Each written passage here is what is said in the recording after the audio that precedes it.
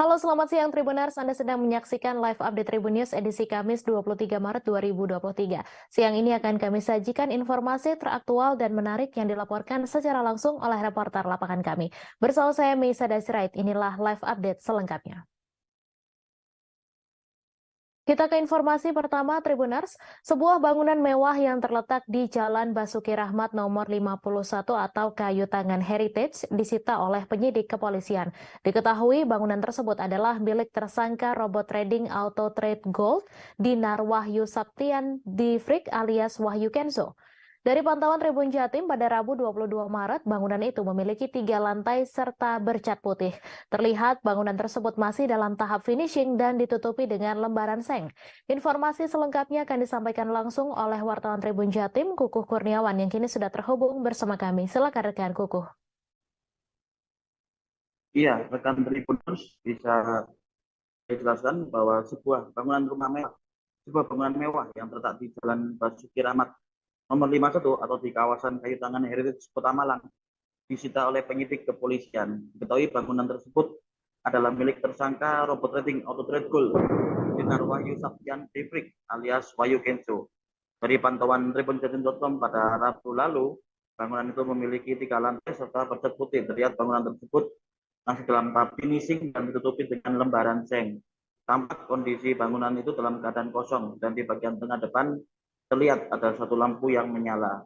Dan di bagian depan bangunan juga terpasang garis polisi serta sebuah pengumuman di kertas merah yang ditempel. Diketahui penyegelan itu dilakukan pada sejak Jumat tanggal 17 Maret lalu. Di pengumuman itu tertulis bahwa bangunan itu disegel oleh penyidik Direktorat Tindak Pidana Ekonomi dan Khusus Barreskrim Polri. Dan di pengumuman tersebut juga tertera tanda tangan penyidik beserta tanda tangan yang dibubuhkan di atas nama Dinar Wahyu Saptian Divrik alias Wahyu Kenzo. Dan ketika dikonfirmasi, Kapolresta Malang Kota Kombes Pol Budi Hermanto membenarkan bahwa adanya penyegelan tersebut. Penyegelan dilakukan terkait kasus tindak pidana pencucian uang yang laporannya masuk ke Barreskrim Mabes Polri. Namun pihaknya enggan untuk membeberkan secara detail terkait penyegelan tersebut. Pasalnya penyegelan itu merupakan ranah dari Barreskrim Polri. Gitu, rekan Tribuners. Ya baik, terima kasih rekan Kukuh Kurniawan atas laporan Anda. Selamat bertugas kembali. Kita beralih ke informasi selanjutnya, Tribuners. KKB menembak warga Pangkep, Irwan, yang bekerja sebagai tukang ojek di Papua. Sri Indah Wahyuni, istri dari Irwan, korban penembakan kelompok kriminal bersenjata di Papua. Lebih tepatnya di Jalan Kimak, Distrik Ilaga, Kabupaten Puncak, Papua Tengah pada Rabu 22 Maret. Sebelum kejadian itu, ia sempat berkomunikasi via handphone dengan suaminya.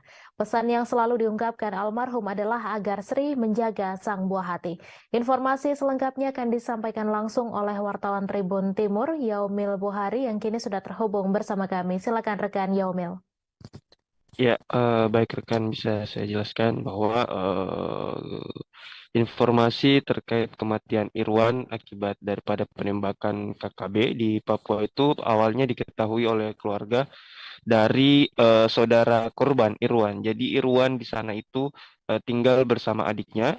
Kemudian adiknya mendapatkan kabar duka tersebut. Kemudian dari adiknya ini mengabarkan kepada keluarga yang berada di Pangkep, Sulawesi Selatan, bahwa Irwan meninggal dengan luka tembak di bagian dada oleh KKB. Kemudian dari penjelasan keluarga sendiri yang kami temui saat di Pangkep, Sulawesi Selatan itu mengatakan istrinya Sri di situ berumur 24 tahun mempunyai satu anak bernama Afnan berumur 4 tahun, di mana setiap hari korban itu setiap hari berkomunikasi menanyakan kabar daripada keluarga-keluarganya di Pangkep dan juga dengan istrinya sendiri, terutama Irwan atau korban selalu menanyakan terkait anaknya, yang mana memang Irwan ini sudah 10 tahun di Papua atau merantau ke Papua.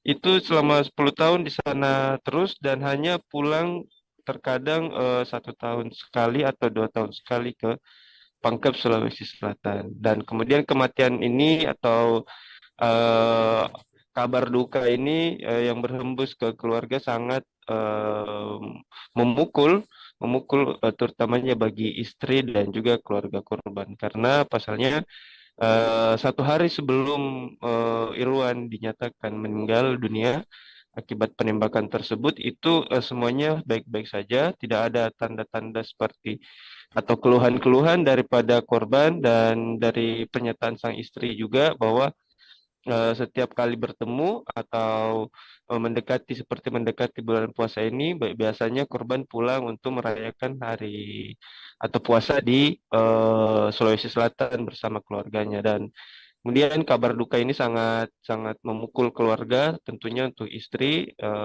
saat kami temui tampak sangat jelas kehilangan daripada suami. Kemudian juga anaknya Afnan bisa saya sampaikan bahwa terdapat sedikit pukulan daripada anaknya yang mengetahui kabar duka daripada ayahnya di Papua. Dan informasi yang bisa saya sampaikan terakhir adalah bahwa jenazah korban Irwan akan belum berangkat ya, masih ada di Papua karena memang kemarin rencananya akan diberangkatkan ke Sulawesi Selatan, namun ada kendala transportasi udara sehingga informasinya bahwa hari ini akan diberangkatkan, insya Allah akan tiba di Sulawesi Selatan jenazahnya itu sore hari dan langsung akan dikebumikan di Kabupaten Pangkep, Sulawesi Selatan. Demikian. Terima kasih rekan Yaumil atas laporan Anda dan Tribuners, wartawan kami juga telah menghimpun wawancara dengan ayah korban. Berikut tayangannya untuk Anda. Sekitar hampir 10 tahun lah. Hampir 10 tahun. Nah tinggalkan itu sering bolak-balik sini, Pak? Iya, bolak-balik. Kadang 2 tahun, 1 tahun balik lagi. Itu biasa bulan puasa begitu, Pak? Dia biasa, ya dia puasa di sana. Puasa di sana. Kadang di sini juga Kadang puasa. di sini. Oke. Iya. Nah ini Pak, tadi kapan awalnya menerima informasi terkait almarhum ini? Informasi awalnya? Apanya? Dari keluarga sendiri. Oh iya. Tapi dikasih tahu bilang kenapa bisa alasan meninggalnya? Ya, cuma ditembak saja. Cuma penumpangnya saya dia bawa penumpang 2 orang. Ya dikasih turun ada tembak, tidak tahu ada siapa yang menembak ke penumpangnya ke apanya kan. Oh begitu Dik. Nah sekarang ini kondisinya maksudnya kayak apa sudah datang mayatnya ke sini, udah proses apa bagaimana Pak? Belum. Belum. Besok. 2 gadis muda asal Kota Bengkulu saling lapor setelah cekcok di sebuah hotel di kawasan Jalan Kapten Pierre Tendian, Kota Bengkulu pada Minggu 12 Maret lalu. Salah seorang gadis bernama Intan menceritakan kronologis kejadian versi dirinya. Kejadian ini bermula saat Intan dan satu teman lainnya menjenguk seorang teman lelaki, AL, di kamar hotel. Kemudian gadis lain bernama Cencen Evega tiba-tiba masuk ke kamar hotel dan langsung cekcok dengan AL. Melihat kejadian tersebut, Intan menyebutkan dirinya bermaksud melerai dan meminta keduanya menyelesaikan masalah secara baik-baik, namun Cencen disebutkan tidak terima dan langsung menerjang Intan. Informasi selengkapnya akan disampaikan langsung oleh wartawan Tribun Bengkulu, Romi Juniandra, yang kini sudah terhubung bersama kami. Silakan rekan Romi. Ya baik, selamat siang Mei dan juga Tribuners. Di Kota Bengkulu, Tribuners, 2 gadis saling melapor ke polisi dengan berbagai atau dengan 2 laporan dugaan. Gadis pertama melaporkan bahwa dirinya dikeroyok oleh 3 orang, termasuk sang mantan pacar di sebuah hotel. Kemudian gadis yang lain melaporkan dirinya merasa diserang atau dianiaya oleh 1 gadis yang lainnya. Untuk kronologisnya sendiri, Tribuners, kejadian ini terjadi pada Minggu 12 Maret 2023 kemarin, sekitar pukul 5:30 sore atau sekitar pukul 17.30 sore. Saat itu seorang gadis, Intan ini menjenguk seorang teman lelakinya yang juga mantan pacar begitu, AL, ke sebuah hotel di salah satu di kawasan Jalan Pierre Tendian, Kota Bengkulu. Nah, pada saat Intan dan juga teman ini menjenguk teman lelakinya ini, tiba-tiba ini versi Intannya, tiba-tiba seorang gadis lain bernama Cencen masuk dan langsung membuat keributan bersama AL atau bersama teman lelaki ini. Nah, menurut Intan, dirinya hanya berusaha melerai percekcokan antara gadis bernama Chen Chen dan juga teman lelaki bernama AL ini supaya tidak membuat keributan di hotel.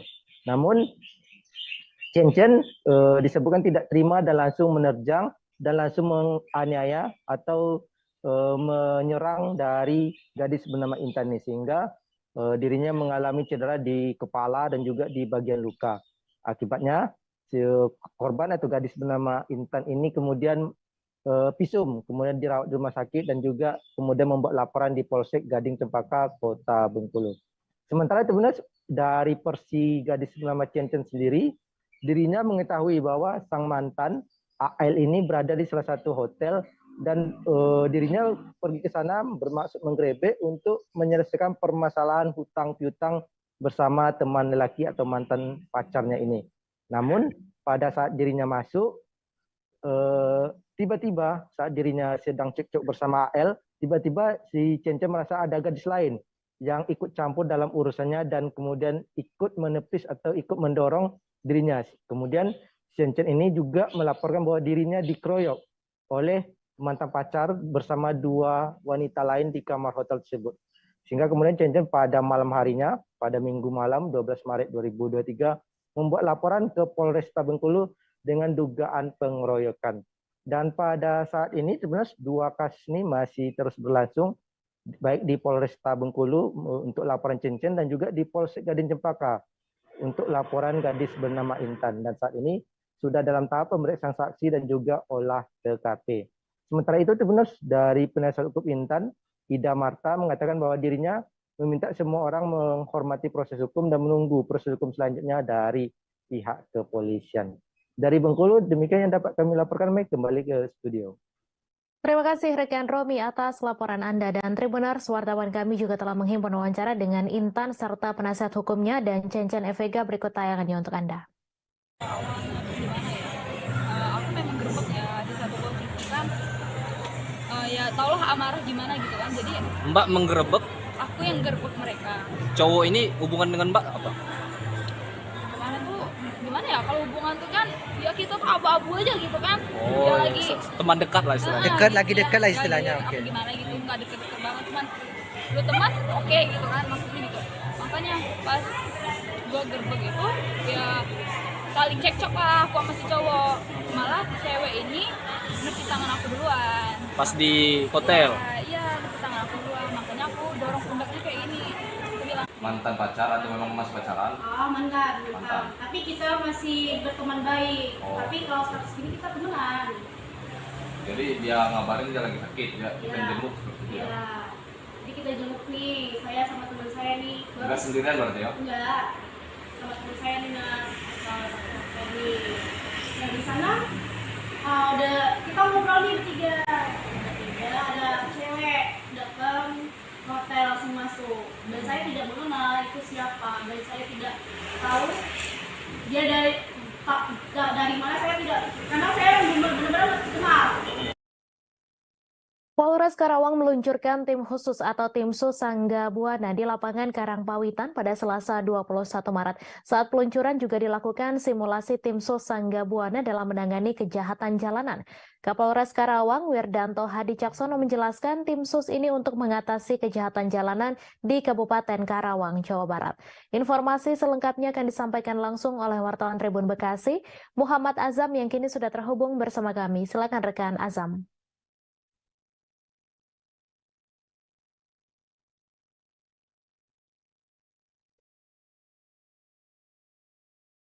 Peluncuran tim khusus atau tim sus Sangga Buana oleh Polres Karawang ini dilakukan tanggal 21 Maret 2023 atau menjelang Ramadan. Hal ini untuk dilakukan upaya penanganan kejahatan jalanan yang berada di wilayah Kabupaten Karawang, Jawa Barat. Kejahatan jalanan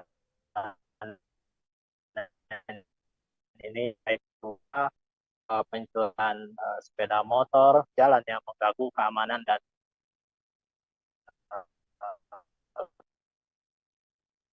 ketertiban masyarakat di Kabupaten Karawang.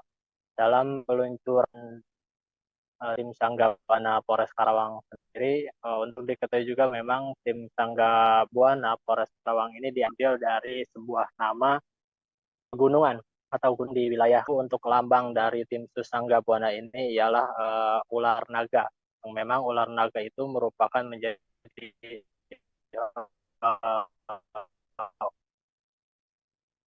spesies ular khas. Ini juga terdiri dari 30 personil gabungan dari Satuan Reserse Kriminal, Satuan Reserse Narkoba, maupun dari Satuan Sabhara. Yang 30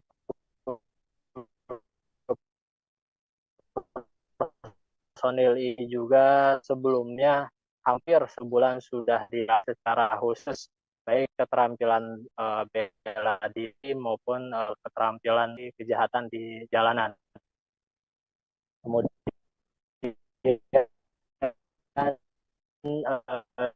juga dari pas proses peluncuran atau diresmikan tim Susang juga simulasi penanganan, yaitu berupa penanganan begal atau kejahatan jalanan yang disaksikan langsung oleh unsur Porpimda, Forna, Wakil Bupati Karawang FT Pulo, maupun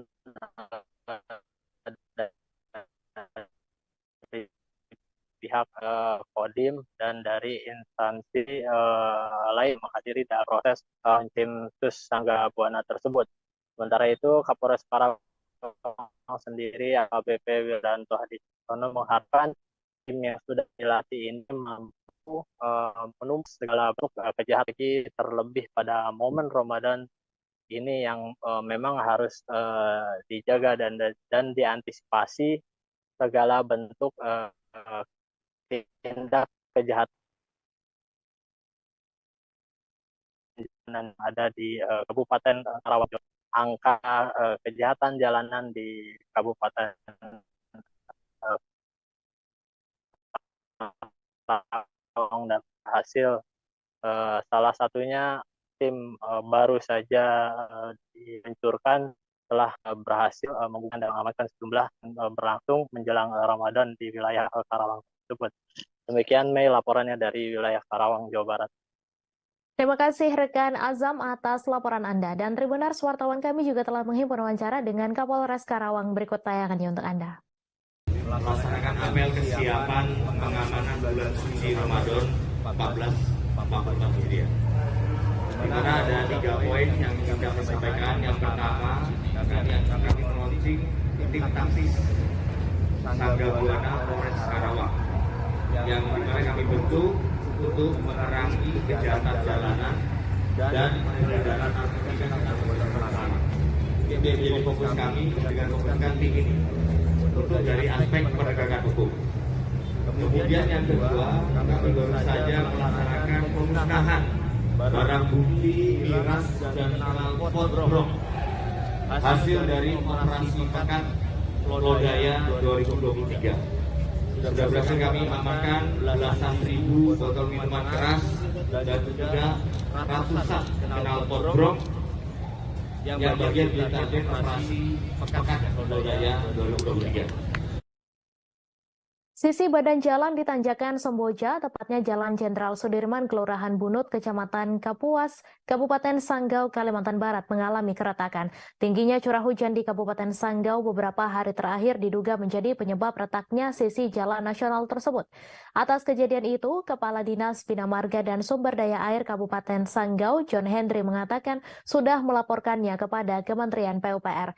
Informasi selengkapnya akan disampaikan langsung oleh wartawan Tribun Pontianak, Hendry Corelius, yang kini sudah terhubung bersama kami. Silakan rekan Hendry. Ya, selamat siang Mei dan juga Tribuners.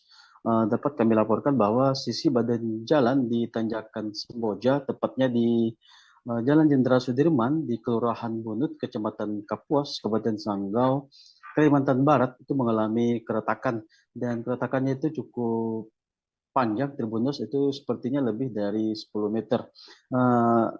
Tingginya curah hujan di Kabupaten Sanggau beberapa hari yang lalu diduga menjadi penyebab terjadinya retak sisi jalan tersebut. Dan atas kejadian itu juga, Tribuners, Kepala Dinas Bina Marga dan Sumber Daya Air atau DBMSDA Kabupaten Sanggau, John Hendry, sudah melaporkan kejadian itu kepada Kementerian PUPR dan tinggal menunggu informasi lebih lanjut dari pihak Kementerian PUPR.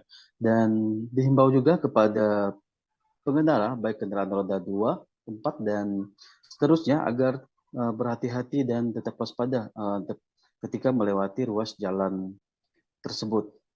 Sekian laporan dari kami Tribuners. Terima kasih rekan Henry atas Anda, selamat bertugas kembali. Kita beralih ke informasi selanjutnya Tribuners. Toko bangunan Sinar Baru yang berada di Jalan Bali, Kelurahan Kampung Bali, Kecamatan Teluk Segara, Kota Bengkulu pada Rabu 22 Maret siang dilahap si jago merah. Kebakaran ini terjadi kurang lebih sekitar pukul 12.30 waktu Indonesia Barat, di mana sumber api diduga berasal dari lantai 2 toko bangunan. Namun, belum diketahui apa penyebab dari kebakaran tersebut. Informasi selengkapnya akan disampaikan langsung oleh wartawan Tribun Bengkulu, Beta Misutra, yang kini sudah terhubung bersama kami. Silakan rekan Beta. Ya baik, terima kasih Mei.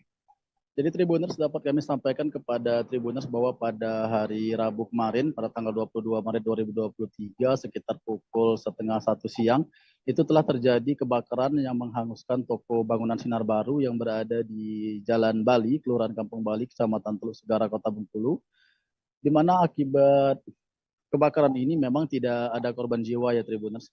Namun diperkirakan untuk kerugian sendiri bisa diperkirakan mencapai puluhan juta rupiah.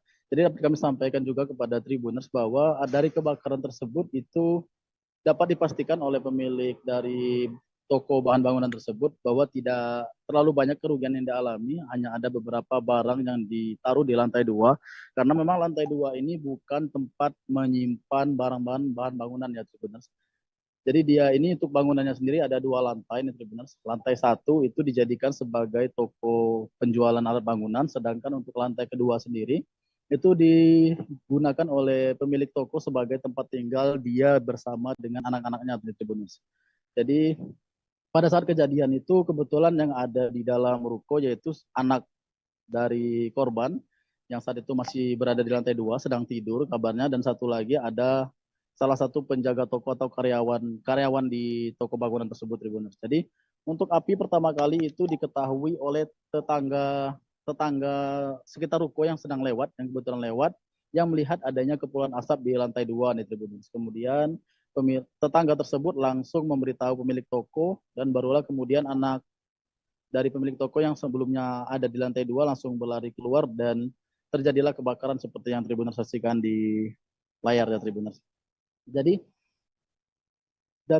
untuk penyebab dari kebakaran sendiri sampai saat ini masih diselidiki oleh pihak kepolisian di Tribuners. Kemarin pihak kepolisian juga sudah memasang garis polisi di lokasi kejadian kebakaran tersebut.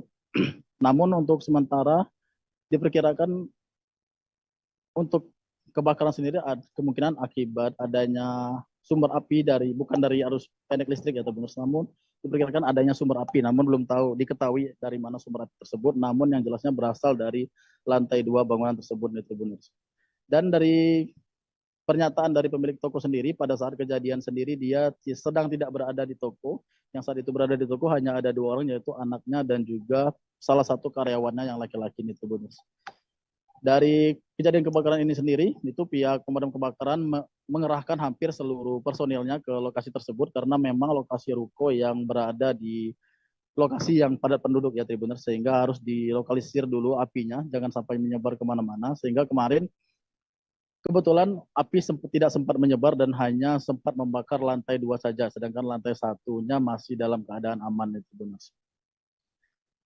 Mungkin itu yang dapat kami sampaikan terkait dengan kejadian kebakaran kemarin, dan kami sampaikan satu lagi ya Tribuners, untuk tempo ataupun durasi pemadaman sendiri kemarin berjalan cukup lama, karena di lantai 2 itu disampaikan oleh pemadam kebakaran terdapat beberapa botol thinner dan cat yang agak sulit ataupun agak kesulitan mereka padamkan itu Tribuners, sehingga untuk durasi pemadaman sendiri berjalan cukup lama, yaitu kurang lebih sekitar 1 jam dari kejadian.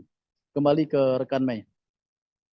Baik, terima kasih rekan Beta atas laporan Anda, dan Tribuners, wartawan kami juga telah menghimpun wawancara dengan Kepala Dinas Pemadam Kebakaran Kota Bengkulu. Berikut tayangannya untuk Anda. Yang jelas kami pertama dapat informasi dari pos 4. Artinya pos terdekat kami sini informasi bahwa terjadi kebakaran. Jadi mengingat ini satu material, tadi kami kesulitan di belakang itu apinya yang luar biasa. Ya ternyata di situ ya mungkin ya, ada thinner lah, cat lah dan sebagainya. Ini memang luar biasa. Tapi yang lebih penting, kami sudah menerapkan strategi lokalisir di sini. Akhirnya kami menyelamatkan kehidupan di sini. Kalau lambat tadi mungkin sampai 10 menit bisa habis dibakar. Alhamdulillah, ya.